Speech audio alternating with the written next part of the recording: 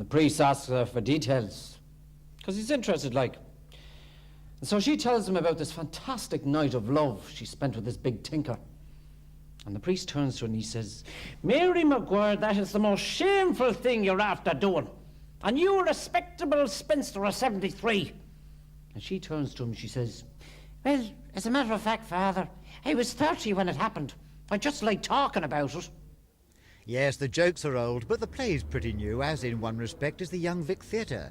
The foyer, once a butcher's shop, has been refurbished with new tiling, new banisters. The clasped hands have no particular significance, by the way, the carpenter just got carried away, and an extended showcase for pictures by Jim Russell, who draws and paints everything that goes on here. The bank manager rings my mother up. He says, Mrs. Samuels, you're £50 overdrawn. Is that so, she says. And what was the balance last week? He looks, he says, you had a credit of £22. She said, and did I call you? And the audience will find new seating, new carpets and a new ventilation system. In fact, remarked a spokesman to me, it's probably the first time in its history the theatre's ever properly fulfilled all the legal requirements needed for running a place of public entertainment.